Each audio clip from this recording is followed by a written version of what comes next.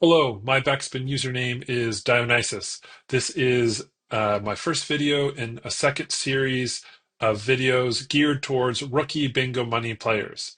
In this second series of videos, I'm going to explain the basic strategies that a complete newcomer to bingo money or someone who has only played a few games, what you want to aim at eventually mastering so that you can evolve into one of the better players on the platform. So this will kind of give you a foundation to learn some more of the advanced strategies. So in these foundational videos, foundational skill videos, I'm going to ask three questions. What are the most effective squares to daub on the card and why? When should I use a free daub and when should I use a golden ball power up and why? When should I use my double points power up and why? So having the answers to these questions will provide you with some basic skills that you can build upon later. In this first video, we'll answer the first question. What are the most effective squares to daub on the card and why? In general, these are going to be the outer corners and the inner corners. So let's look at a few games to demonstrate what I mean by outer and inner corners and how you can do this with your power-ups. Okay, let's take a look at this bingo card. What do I mean by outer corners and inner corners? The outer corners are the top and bottom uh, squares in the B and in the O column. So in this card, the outer corners are going to be 13, 7, 62, and 67. These are generally the best squares to daub, and the reason why they are the best squares to daub is because each one of these numbers are used in four different lines. Um, the kind of runner-up or second best squares to daub are the inner corners. And the inner corners occur in the I and in the G columns. In the I column, this will be, on this card, will be the I-22, I-25, the G46, and the G55. These squares form the inner corners, and they are used in diagonal lines. So these squares are the second best squares to daub because they are used in three separate lines. All the other numbers on the board, all the other positions on the board are used only in two lines.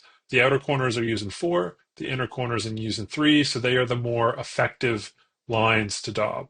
And let me just give a quick illustration of what I mean by when I say that an outer corner is used in four lines and an inner corner is used in three lines. So take the outer corner B13. It's used in the line that comprises the B column. It's used in the line, the horizontal line that consists of B13, 27, 44, 51, and 62. It's also used in the line created by the four outer corners, so that's three, and it's used in the diagonal whose endpoints are B13 and O67. Now, the inner corner, for example, I-25, is used only in three lines. It's used in a horizontal and a vertical line that it occurs in. It's also used in the diagonal that begins with B13 and ends with O67, but it's not used in any other line. So it's used in three, which makes it which makes the inner corners the second best squares to daub. So let's look at one of my own games where I implement the outer inner corners strategy. At this point in the match, there's about 40 seconds left. Only six numbers have been called, and I've generated three power-ups. So when the next number is called, I have to use one of my power-ups. But as you can see, there's no square that when daubed will make a line. But I have to pick a number. What I want to do is pick the most effective number, and this is where the outer inner corner strategy comes into play. So let's resume this match for a second to see this strategy in action. The I-18 is called. I use my free daub, and I daub B4. Now, of course, B4 is the best number to daub in that situation. 075 would be equally good, if not better. And the reason is the outer numbers are used in the most amount of lines. Given that you cannot make a line, you want to choose those numbers that are used in the most amount so that later on, when more numbers are called, they are the number that you daubed is more likely to occur in a line. Now, using the outer and inner corner strategy is easy when you use a free daub because you can just daub whatever number you want. However, things get a bit more complicated when you use a golden ball because you are given four numbers and you can't see the board any longer. So this is where memorization comes into play. Given that no square makes a line, when you use a golden ball, to prepare for using a golden ball, the best thing to do is to memorize those numbers left on the board that feature in outer corners or inner corners. So again, let's look at a segment of the game that I'm playing here to demonstrate this. Once the I-27 is called, I generate a golden ball power-up. So when the next number is called, I have to use a golden ball. To prepare for this, I'm quickly scanning the board and for the outer corners and the inner corners left and memorizing them.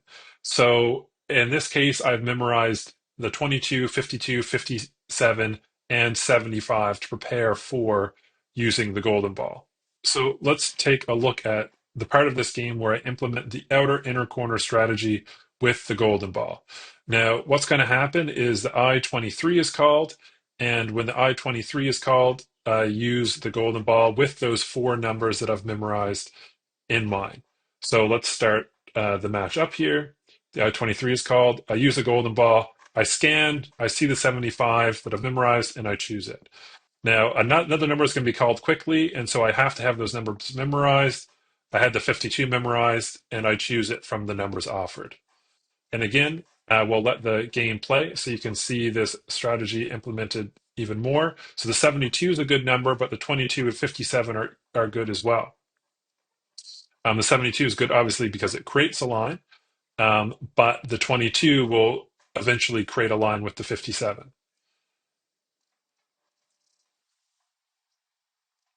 And we'll let this match play out. Here, there was the 57 wasn't offered, so I chose the 72. And so I got the 57 in mind. That's the best line number to choose. With the golden ball, the 57 came up, so I chose it. And I'm just finishing the match here. X2 comes up at the end. So the main takeaway of this first video for Rookie Bingo Money players is twofold. First, you want to create the habit of daubing the inner and outer corners when there's no square that will actually make a line. These squares are the best squares to daub because they are featured in the most amount of lines. The outer corners are featured in 4, the inner corners are featured in 3. The second habit you want to create is memorizing at least 3 to 4 of the inner corners and outer corners for use with the golden ball.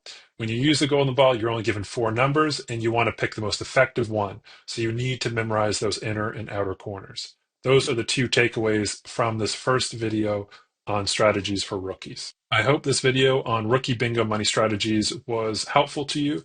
If it was, check out the second and third videos in this series.